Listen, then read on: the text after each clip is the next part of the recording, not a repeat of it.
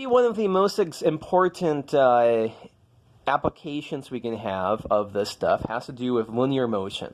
So this is just motion along the straight line. We go in this direction, then we go in the back, then we go this direction, then we go back, we go in this direction, then we go a little bit more, and we stop and we go a little bit more. We're moving along a straight line. So the thing we're not talking about right now is something like this. We're moving in 2 or even in 3-dimensional space. That's not what we're doing. We're only thinking about linear motion right now. So important difference that we want to make here has to do with, we want to draw a distinction between displacement and distance traveled.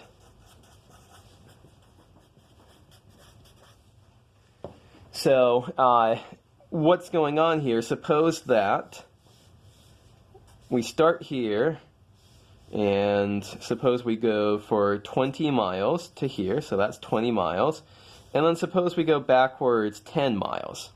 So in this case, distance traveled is 20 plus 10 is 30, but here the displacement is we only went a net of 10 miles in this direction. So displacement is how much you actually accomplished. You only got 10 miles away from where you started. Distance traveled is corresponding to how tired you got. You might only have gone 10 miles away from where you started, but how tired did you get? You did 30 miles worth of walking or biking or whatever here. So we've got these two definitions in our pocket. And so here's a theorem that talks about what happens when you integrate velocity. So we're assuming our object is moving linear, just back and forth via t of its velocity. So we want to talk about displacement, that 10 mile number from before. All we have to do is integrate the velocity between a pair of given times. But if we want to find the distance traveled, we integrate the absolute value of the velocity, the speed. So two different things that could happen here. We'll use them both to do things. Here, what's going on is, let me just kind of draw a picture here. Suppose our velocity, we were just going constant for some period of time, and then we were going backwards here. So if this is an accurate picture of what's going on here, this would be the area under this curve. That would be the 20 miles that we went in this direction. The area under the area here would be the 10 miles we went backwards. So for displacement, we do 20 minus 10 to get 10 here. But if we're talking about distance traveled, we flip this upstairs. We take the absolute value of this, so we get 20 plus 10.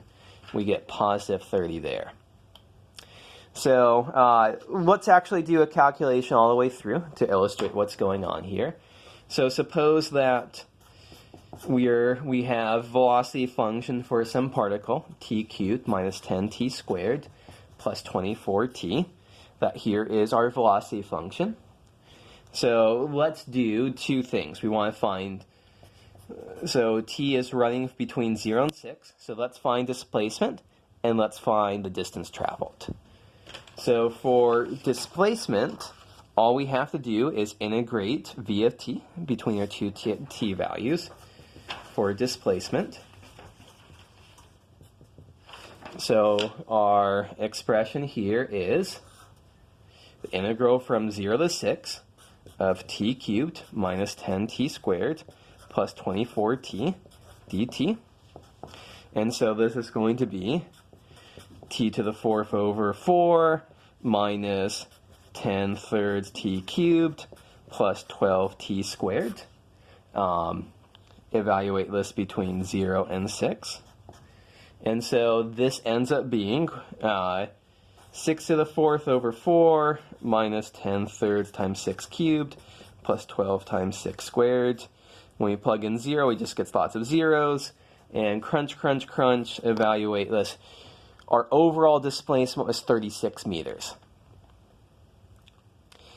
Now, it's going to be a bit more tricky for us to figure out the distance traveled, because when we're integrating something with an absolute value in it, we want to split up into the parts where the v of t is positive and the parts where v of t is negative. So how do we do that? So here's our v of t, t cubed minus 10t squared plus 24t. So as it turns out, v of t factors as t times t minus 4 times t minus 6. So a little bit of analysis of it says that v of t is going to be, if t is between 0 and 4, v of t is going to be greater than or equal to 0. So we plug in numbers here that are between 0 and 4. T will be non-negative, t minus 4 will be non-positive, t minus 6 will be negative. So 2 negatives times a positive gives us something positive. However, v of t, if t is between 4 and 6, v of t is going to be less than or equal to 0. These two expressions are going to be non-negative. This one will be negative. One negative overall. We're going to have to split this up.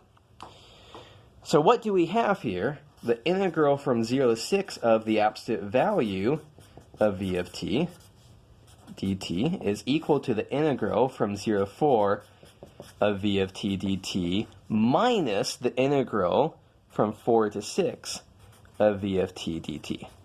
So why do we have this minus sign here? Well, the absolute value, so